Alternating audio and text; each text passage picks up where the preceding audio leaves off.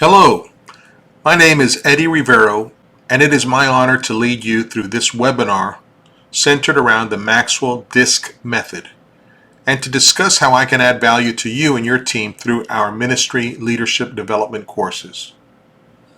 Now, most likely you have already completed a Maxwell DISC personality indicator report and you've received the results.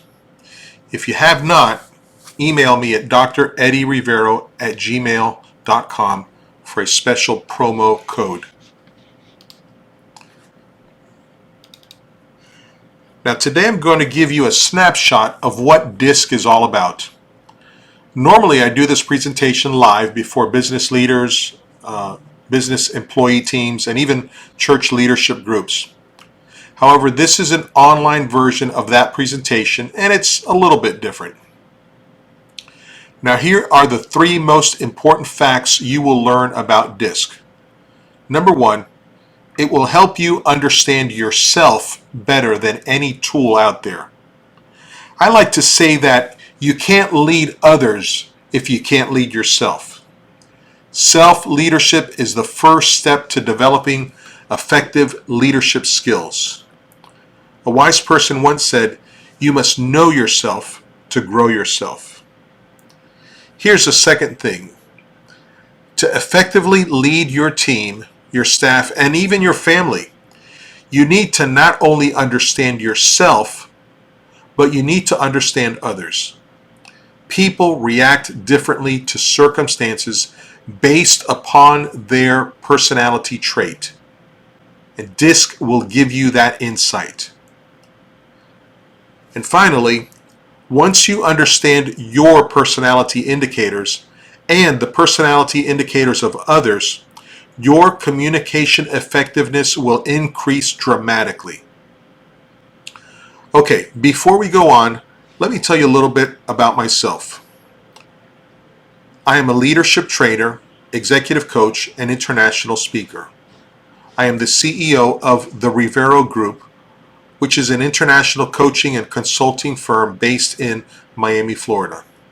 I lead two nonprofits, Global Advanced Ministries, which is an international NGO providing leadership coaching, humanitarian support, and church development, and New Life After School program, which is an educational tutoring firm based in Miami.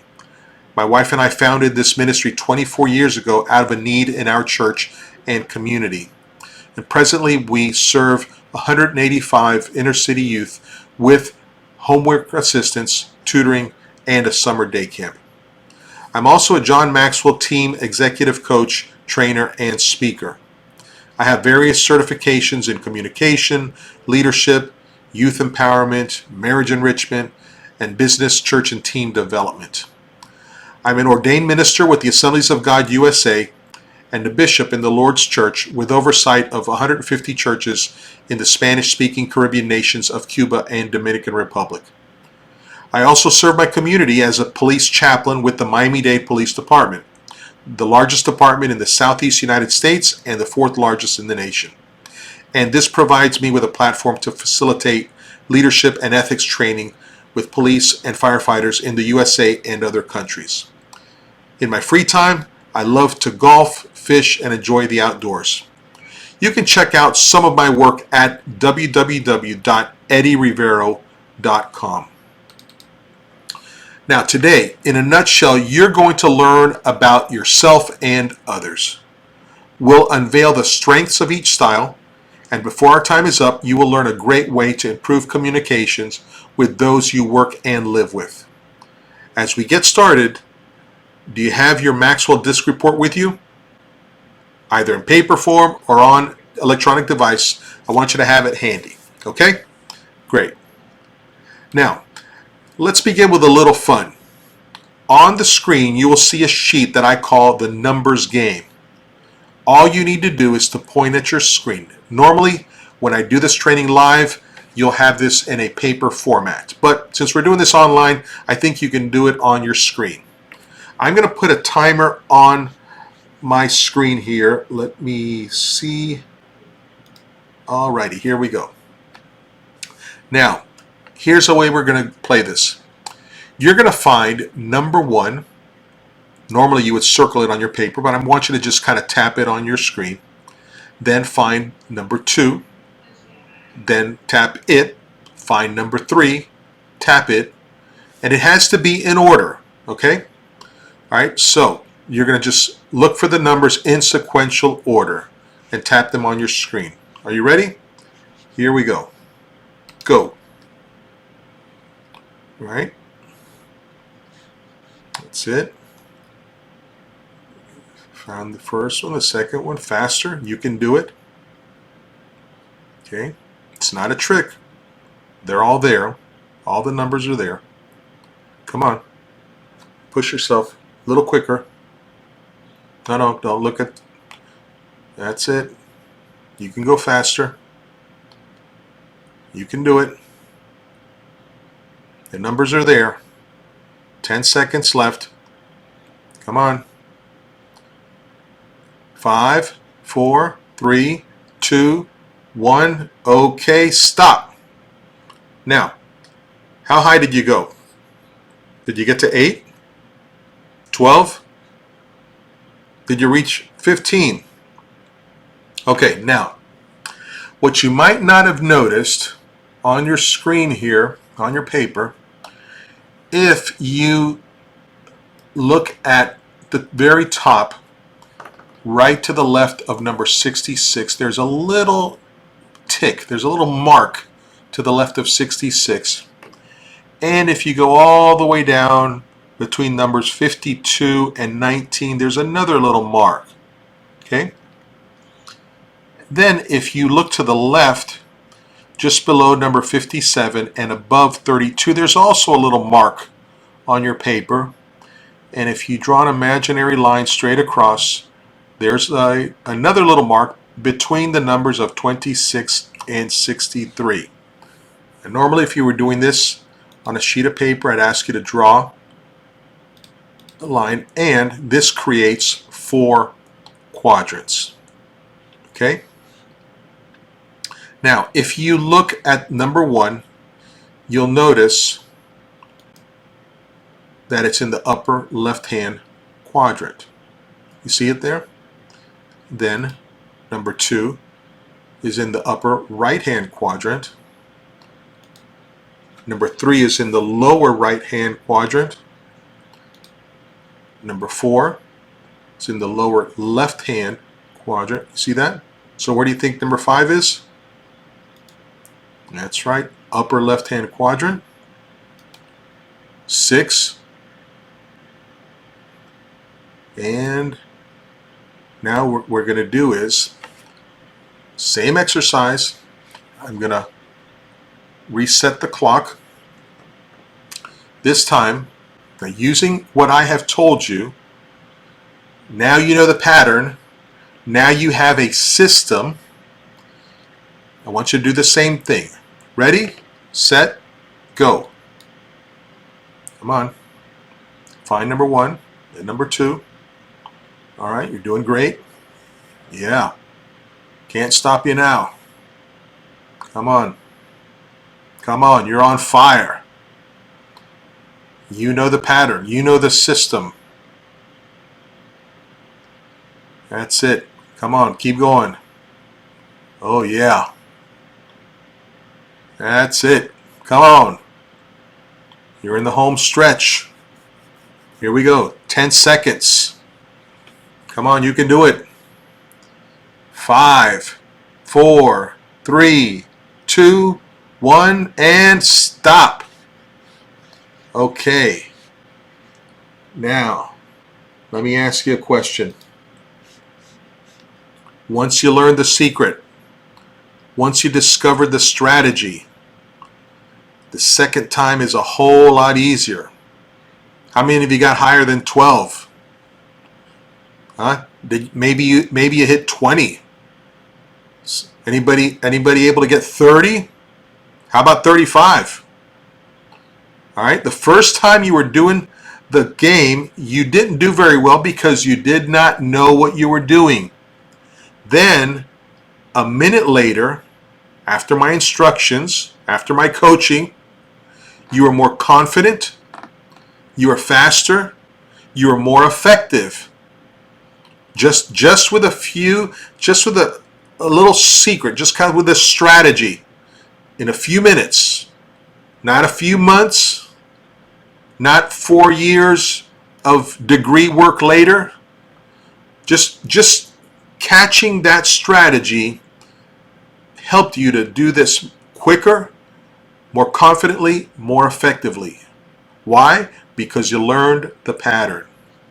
The first try, it was high level of stress, but low level of productivity. But after I showed you the strategy, all of a sudden we went from a lower level of stress, right? You weren't stressing out like you were in the first try.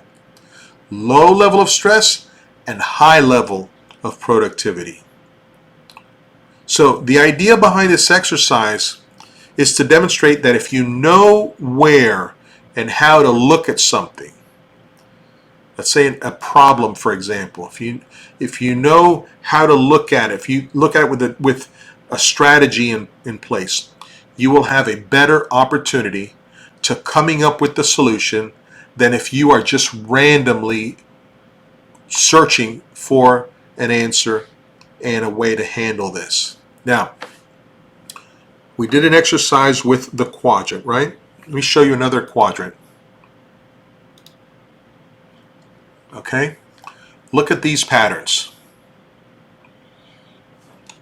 Once we become aware of the pattern, we know what to expect, right? Look at the upper left hand, the upper right hand, lower right hand, lower left hand. Okay, now watch this. Based on the patterns that we saw before, because we were familiar with them, we were aware of them, we were able to identify each one of the patterns. Same holds true for the people in our lives. Once you learn how to identify someone's behavioral pattern, you will become more effective at working with them. When we become aware of the pattern of how they communicate, we not only know what kind of communication to expect from them, we also know how to best prepare for them and how to best interact with them and respond to them in order to have a successful connection. Let me give you a couple examples. Have you ever known someone who is dominant and direct? If they drive projects forward and are bold, decisive, and comfortable with being in control, they may be D-wired. And today we'll talk about how to recognize and connect with them. The D personality trait. Have you ever known someone who is inspiring and influencing? Who do you know who is fun, the life of the party, great at telling a story or a joke, and very popular? Well, those characteristics indicate that person may be I-wired. And today you and I will talk about how to connect best with them. Have you ever known someone who is supportive and steady? Is there anyone you know who is loyal, dedicated, doesn't seek attention, and is the backbone of your family or department? Someone who can always be counted on to support people and projects. Well, they are likely an S-wired individual. Have you ever known someone who is cautious and calculating? Have you ever recognized someone who is neat, organized, very structured? They do not seek crowds and are quiet, very focused on the details. Well, they may very well be C-wired, and we'll talk through some strategies on connecting with them as well. Now, let me just kind of say this up front. This framework of D, I, S, and C is not meant to label us or to place us in a box and close the lid. And there is no good or bad personality style. Each has its own strengths and weaknesses. Each of us is actually a combination of all four of the DISC styles. However, we each have a natural set point of 1, 2, or 3 styles that dominate. Now today we will help you recognize that the pattern that illustrate a person's behavioral preferences and how when we lean into our own natural areas of strength, we can bring our best into our work and relationships. Now what I'm sharing with you today is not at all new. In fact, it's rooted in ancient history and was further developed in modern psychology. Empedocles, a Greek philosopher in 444 BC, talked about these 4 elements: earth, air, fire, and water. And he recognized that people were different and behaved in a way that was influenced by these 4 elements. Then in 400 BC, Hippocrates developed the theory that each of us are affected by 4 internal fluids and identified them as choleric, sanguine, phlegmatic, and melancholy. Then in 1921, Carl Jung developed this even further and identified that an individual's behavior can be looked at in 4 distinct categories, which he identified as thinking, feeling, sensing, and intuition. And this began to help identify and categorize human behavior. Finally, in 1928, Dr. William Marston identified his DISC theory, which was published in his book, Emotions of Normal People. His DISC theory identified that while each of us is a combination of all 4 of these categories, we can connect our personality to style in varying degrees in these 4 areas: dominant, influencing, steady, and compliant. So throughout history, we can clearly see that the pattern of 4 primary behaviors has been talked about. But it really wasn't until Dr. William Marston developed his DISC theory that the formation of this into a way to recognize behavioral patterns began to emerge in a way that was easy to understand.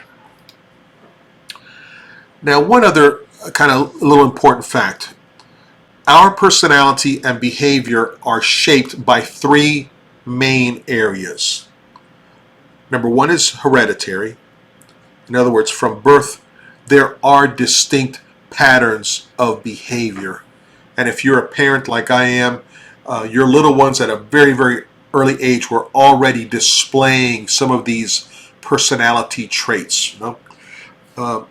The other area that shapes our personality and behavior is our environment. Our environment will impact our style. In fact, life experiences, especially emotionally charged ones during our developmental years, can have a huge impact on our personality style. And the third area that affects or shapes our personality and behavior are role models. There are role models in our lives who teach us what is valuable.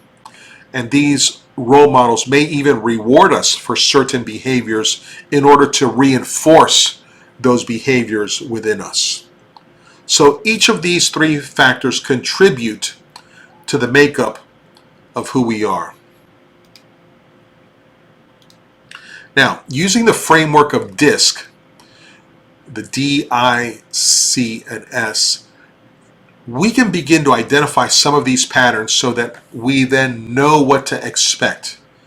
And if we know what to expect, we can use the right strategy to bring our best to our work and relationships.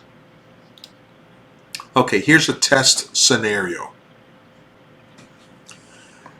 You're waiting for an elevator.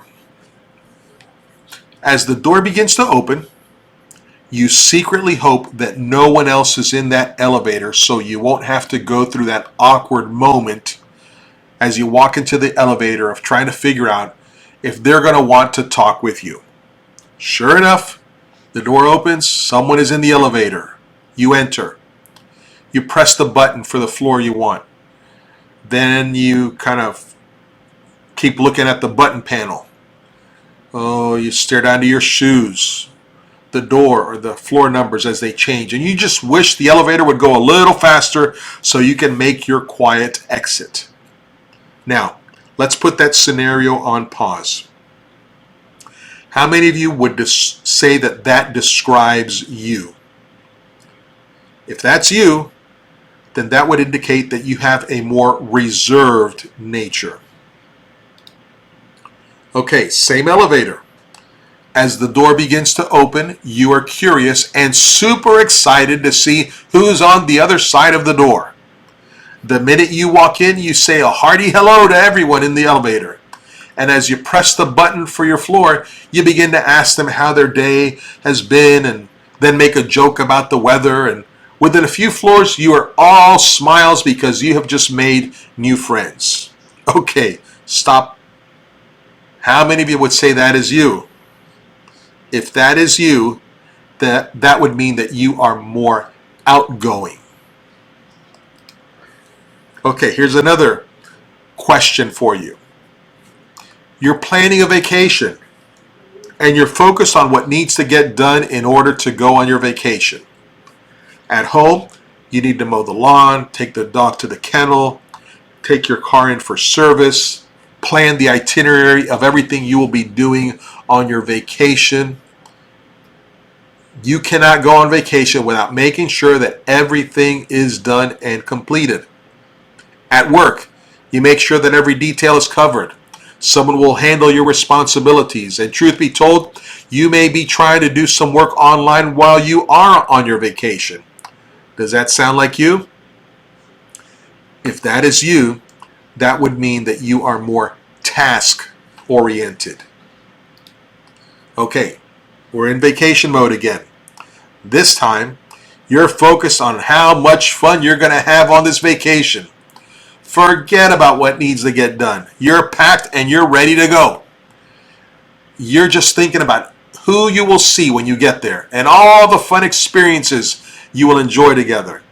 Forget that itinerary. We'll hit the road and figure it out on the way there. Oh, and when it comes to the end of your vacation, you will have met a handful of new friends that you didn't have before. It's just your nature to meet total strangers and to make new friends. Does that sound like you? If that is you, that would mean that you are more people-oriented. So you see, with a simple question, we can discover the pattern of the outgoing personality that is found in those of us who don't mind getting into an elevator and meeting somebody new. And with the same question, we can discover who might be more reserved in nature and who really prefers an empty elevator. With another question, we discovered who must get their list of tasks done so they can go on and enjoy a vacation. And we also uncovered those who need people like them in their lives to help them get things done because they're more focused on who they want to be with and who they want to see. So today we're going to learn about the Maxwell disc method of personality indicators. And based on your answers to the elevator and vacation questions, you're going to begin to see where you are on the Maxwell disc matrix. Now, if you took the assessment, you'll have these answers in your assessment. But here's a way that I can do this without you having to take the whole complete assessment. Now, when we look at the disc perspectives, D's and I's are more outgoing. This is the top half of the quadrant. The D's and I's are more outgoing. They don't mind people in the elevator. C's and S's, this is the bottom half of the quadrant, they are more reserved. And they are hoping the elevator is empty. But in the event that it's not, the S's are also thinking that they should at least be nice with the people that are in the elevator. Now, D's and C's. This is the left side of the quadrant. D's and C's focus first on getting things done. Then they think about people.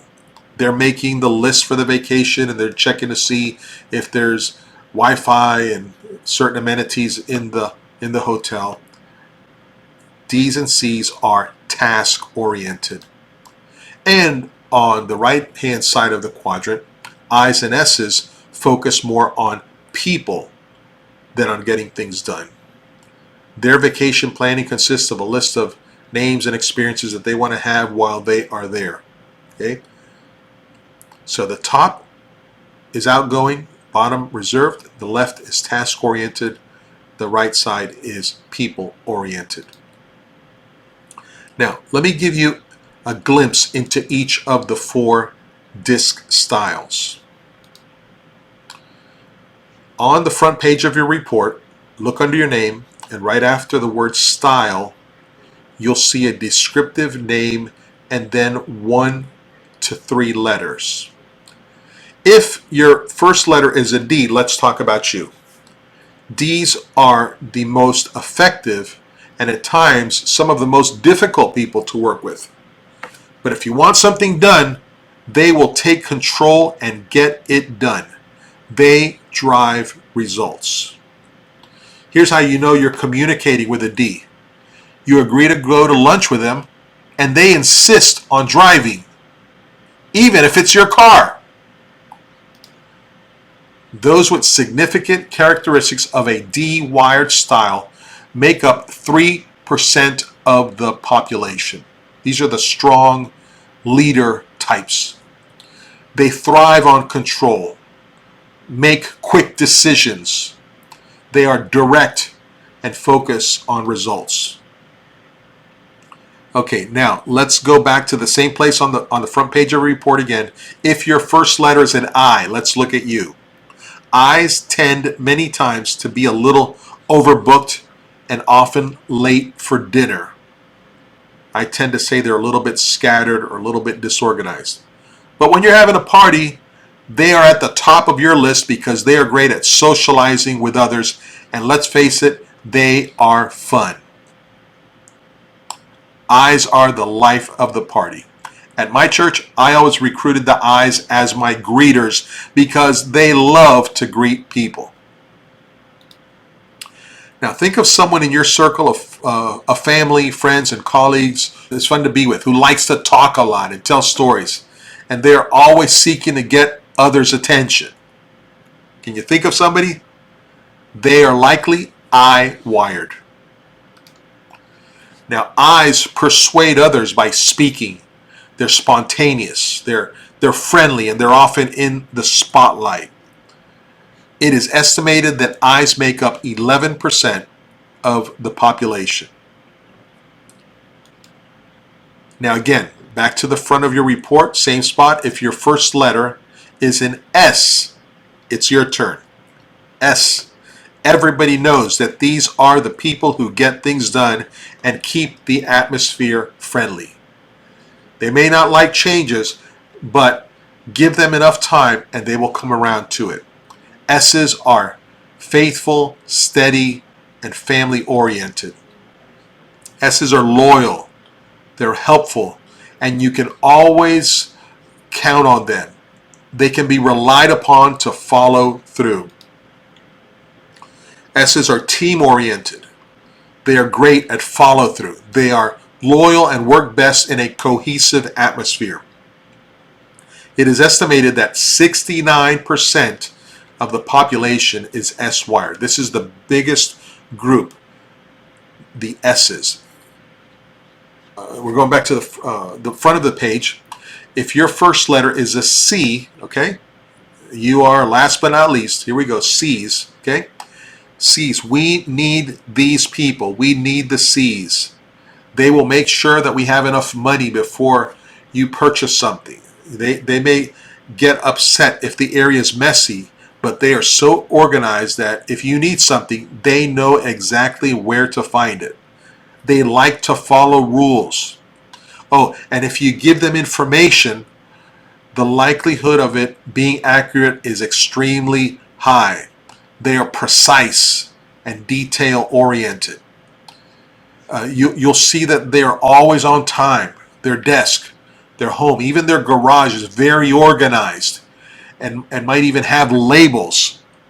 They put things on their desk in precise locations, very detail oriented. These are the C-wired people in your life. C's are compliant. They are on time. They are analytical. And most of the time they are not all spontaneous. These tend to be creatives also. In fact, they are planners and they take pride in their accuracy. C's are about 17% of the population. All right, let's look at some of the important characteristics about each style. I've kind of given you a little bit of an overview of the D, I, C, and S. But let's start with the D characteristics. D's focus on results, so much so that they are always working towards something, and they are proficient at multitasking. They are driven by authority, and they will easily try and take control. They want to be the leader. They automatically draw towards taking a role in leadership. They embrace any change that will help them get results. They are very comfortable responding to direct confrontation. D's look to work with people who are loyal, and their greatest fear is being taken advantage of. Strengths. Here's some words that describe the D-wired individual. Strengths like bold, confident, decisive, productive, strong-willed, independent, positive, persistent, excels in emergencies, motivates others to action, goal-oriented, values business-related socializing. They're comfortable leading. They thrive on resistance. When a D's strengths are out of balance, they create an obstacle. Now, in today's HR world, human resources world, lately the word weakness is kind of frowned upon, but these really are weaknesses. In some environments like law enforcement, military, they're not afraid to use the word strengths and weaknesses. People might use this word obstacles or areas of growth or areas of concern, but these relatively, when a person, the negative part of their strength or the weakness, this is what we see in D's. The intensity of their personality can seem insensitive, domineering, impatient, unable to relax, unforgiving, opinionated, or cold. Because they're not afraid of conflict, they can become argumentative and inconsiderate, not complimentary to others, possessive, and they do not like to apologize. All right, so let's watch this video clip, and I want you to just think about who would you say is the D in this video. Who is the D? Here we go.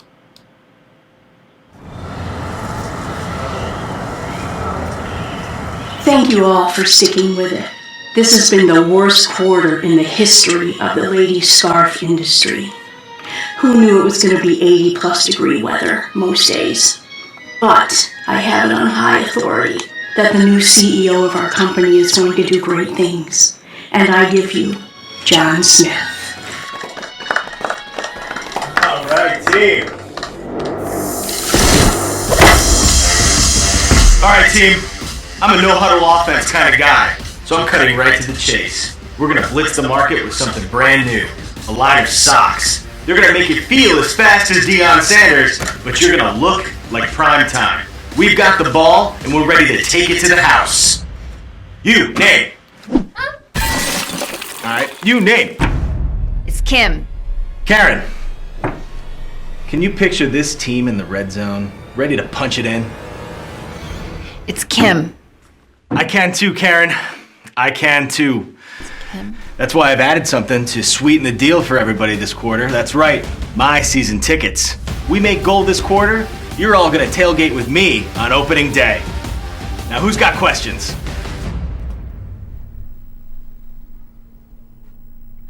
No Huddle, Red Zone, do they sell scarves? Those are sports metaphors. Okay, so you're not a football fan, are you? Let me try doing this a different way.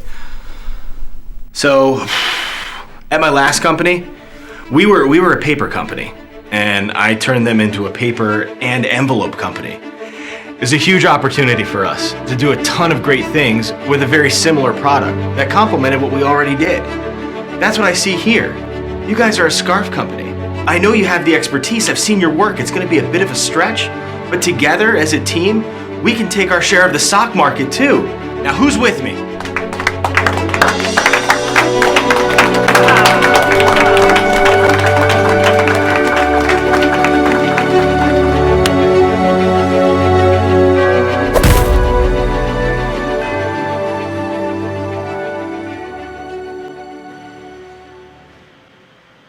All right, great story. Now let's look at some of the characteristics of an I. I's seek a fun, friendly environment, and they're always active. They are relationship-oriented, emotional, expressive, and animated. They're great storytellers and encouragers, and they treasure great experiences with others. Their greatest fear is rejection and loss of approval. Strengths. The strengths that are often found in individuals with strong I wiring are persuasive, generous, charismatic, enthusiastic, friendly, talkative, comfortable in the spotlight, social, spontaneous, creative, inspirational to others, charming, likable, fun, and optimistic. Now, when I's are out of balance, they create an obstacle.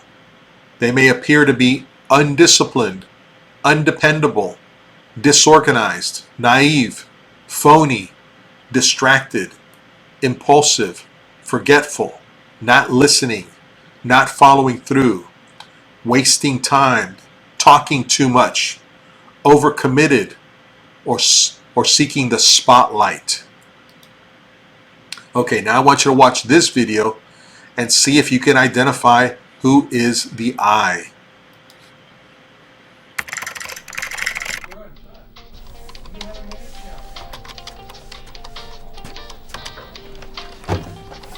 Hey Mary, got some more reports from procurement for you to process.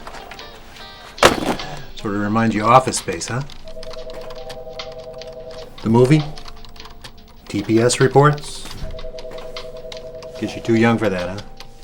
Well, I was still in diapers when you were, getting back into diapers. Yeah, well, this old geezer could probably help you with those. You know all the codes by heart. Let me know. LMK. Sure, if I need help, I'll, I do indeed.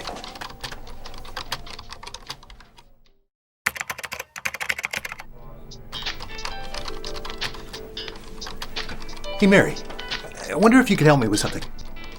Minecraft. Listen, Gary.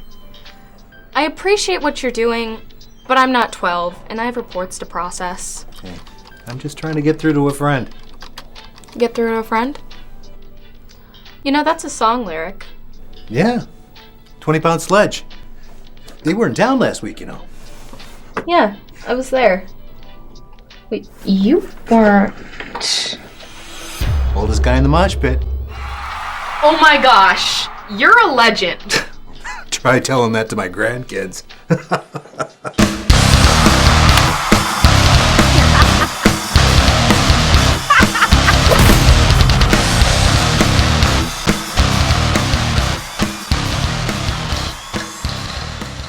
All right. That's the I personality, right? Let's look at the characteristics of the S. Now, for our S-wired friends, They seek a team environment and they are loyal. They are easygoing and agreeable, evenly paced, good listeners, compassionate, and they treasure peaceful relationships. Their greatest fear is loss of security or confrontation. Now, some strengths that are often seen in individuals with strong S wiring are hard worker, team player, stable, steady, secure, sentimental, saver, reserved, faithful, great listener, peaceful, and supportive. Where D's and I start and lead a project, the S-wired team members do the details to make it happen. Here are some of the obstacles. When an S strengths are out of balance, they create an obstacle. They may appear to be too laid back, sarcastic, resistant to change, slow-paced, or slow to start. They may have difficulty saying no, and they often need reassurance. They will not always be direct, and they will shut down in confrontation. S's may appear to be possessive, skeptical, indecisive, and they may not speak up, even when they should. Now let's look at our C friends. People that are C-wired seek an environment that honors logic and facts. They're compliant, conscientious, accurate, detail-oriented, and they treasure perfection. Here's a list of some of the strengths associated with the C style. Analytical, genius-prone, self-sacrificing, idealistic, orderly, organized, and logical. They do high-quality work and are usually persistent in planning and finishing what they start. They're driven by data. They gather facts. They're usually pretty deep thinkers who are serious and they carry out their work correctly. Now, when C's are out of balance, they create an obstacle, and they may appear to be moody, critical, unsociable, rigid, legalistic, overanalyzing, socially insecure, or cold and distant. C's prefer to work alone. They can be hard to please and can be slow to start due to taking too much time to plan. Of all the personalities, C's are the most susceptible to analysis paralysis. They can be perfectionistic and they often avoid risks, even good ones. Because they're so detailed, they may not see the big picture. Okay, this is our last video clip. Let's see if you can identify who is the S and who is the C in this video.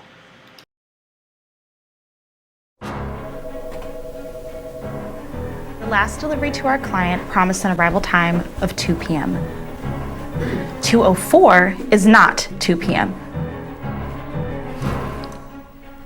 I expect excellence from every member of our team, and I'm going to experience that excellence moving forward. Am I right?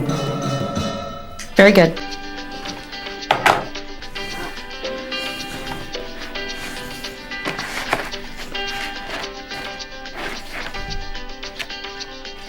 Wow. She's so organized.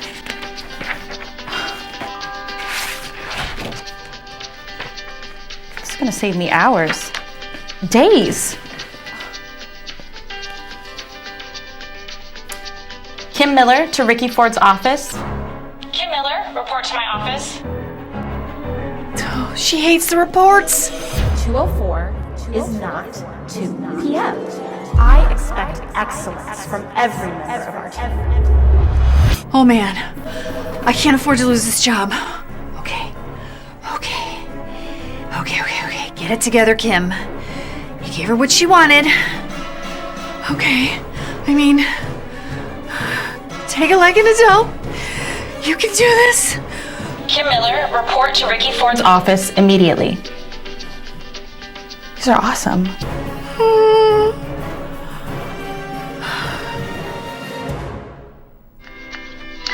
You paged? Kim, I sincerely can't believe the quality of this work. Did you do this? Yeah. This is really, really good. I couldn't have done it better myself. Oh, did I miss something? I thought you were gonna fire me. You're so particular and immediately, and I mean... No, Kim, how could I fire the woman that single-handedly saved me days of work and may have set the bar for our department and how we do our reporting? No, I was going to compliment you, thank you, and talk to you about how to teach this to others, how to deliver like this as manager of the department. But our department doesn't have a manager, though. It does now. Congratulations.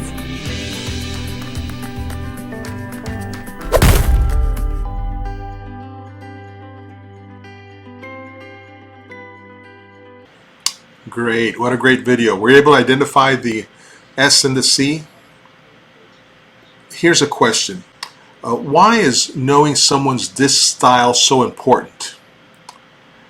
My friend and personal mentor, John Maxwell, says, connecting increases your influence in every situation. I've heard it said that in order to succeed in life, we need to learn to work with others. No matter how smart, caring, charismatic, or demanding we are, we won't advance very far without the ability to communicate and to connect effectively with others. One of the workshops that I teach is entitled Everyone Communicates, Few Connects, based on one of John's books. And this statement is so true. Let me give you an example. I've installed in my home the Amazon Fire Cube and Echo Dots in each bedroom. Have you ever heard of these devices? Or maybe you're familiar with Siri on an iPhone. Well, as you know, with many of these devices, you're able to ask it questions and even command it to do something like schedule appointments, set an alarm, or turn on a device in your home. These devices do a great job of responding back to us, and no matter who asks the question, the tone and response is always the same. You might think, man, that is perfect. It's the same consistent response all the time. Yes, it is. It is exactly what you would expect from a machine. But when humans communicate and connect, we need to be, well, we need to be human. We need to treat people with the platinum rule. Now, I'm sure you've heard of the golden rule, right? Treat everyone how you would like to be treated. Well, the platinum rule is this: treat others how they would like to be treated. What's the purpose of communication? We communicate for many reasons, but the main ones are to influence, motivate, express feelings, and inform.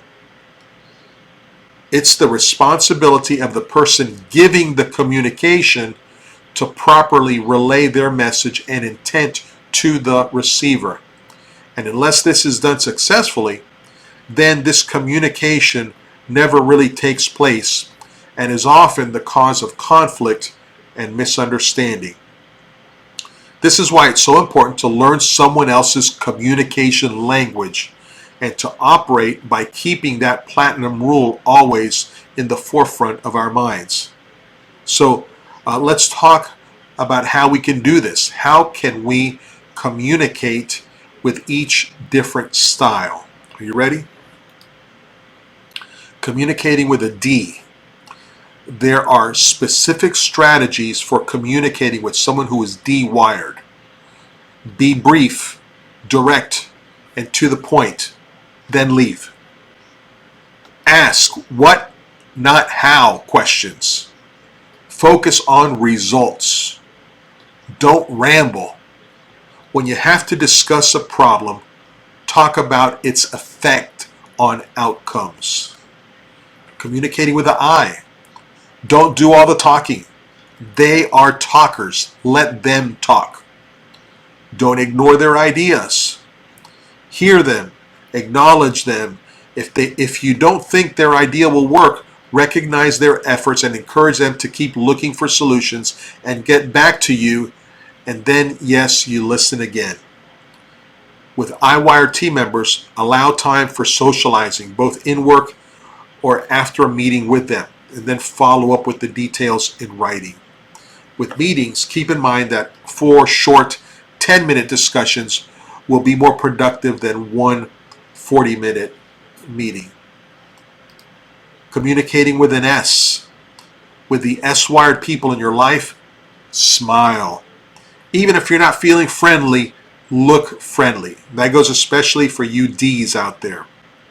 Seriously, create a friendly tone for the discussion. Don't be overly aggressive. Minimize the potential for confrontation. Be sure to show interest in them as a person.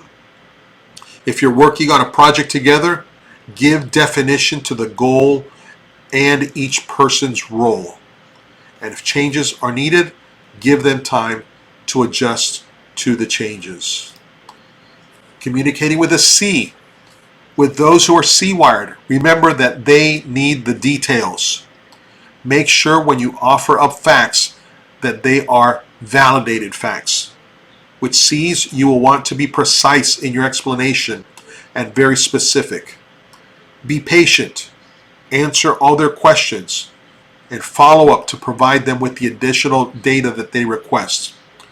When someone with strong C wirings asks many questions, it can sometimes feel like they are questioning us. However, keep in mind, they ask questions to gather details so that they can make the right decision, buy in, and take the right action. So here's the important takeaway. Once we know how someone else is wired, we can build even deeper relationships and connections. And that, my friends, builds solid teams. Now, in your report, turn to page 8 and look at that third section, the communication do's, and then right below it are the communication do nots. Okay, what do you think would happen if you exchange this page with, let's say, your coworker or your boss? What could happen if we knew the secret to unlock the door to greater communicating and connecting with each other? I'll tell you what could happen. Remember the number game? 4 words: less stress, higher productivity. I've done this training with couples. I've used this training in premarital counseling. I've used it in high-level executive teams. I'm telling you that it produces dramatic results. One of the most effective tools that I learned early on in my ministry was the DISC assessment. It helped me to understand people. It helped me to understand my board members. It helped me to understand my staff members. It helped couples to understand each other. It is one of the greatest tools that I've ever encountered in my 30 plus years of working in nonprofits, churches, and businesses. Now, let me conclude with this. Oftentimes people will ask, well, what style is best? What's the best one? The answer, of course, is yours. You are gifted with strengths that, when used, contribute to the work and lives around you. Your style is best, and that makes everyone better. And then when we take the time to communicate and connect with others through their style instead of ours, we build the bridge to successful work and relationships. One of the things that I love to do is to help teams understand who they are, what their personality traits are, and then help them to use those strengths and in a more effective way work together as a team. Now, when we did our number exercise earlier, you were able to see firsthand just how much further we can go and how much more productive and efficient we can be just by recognizing the pattern. And how when we know the pattern of human behavior in someone else, we know what to expect of them. So as we close, I want you to identify one thing that really sticks in your mind from all that I have shared with you today. What is that one thing you have learned or will do differently as a result of what we have covered today? Think about it for a minute. And then I'm going to ask a favor of you.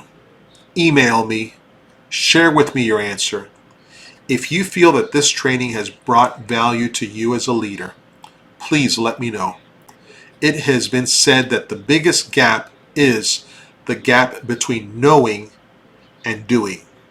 And I commend you for taking the time to watch this webinar and to increase your leadership and communication skills. And I hope that today you learned something that you did not know before about human behavior patterns, and that you will use this newfound insight to connect effectively with your team, with your staff, with your spouse, and that it'll help you to improve your relationships. God bless you. Keep growing and keep leading.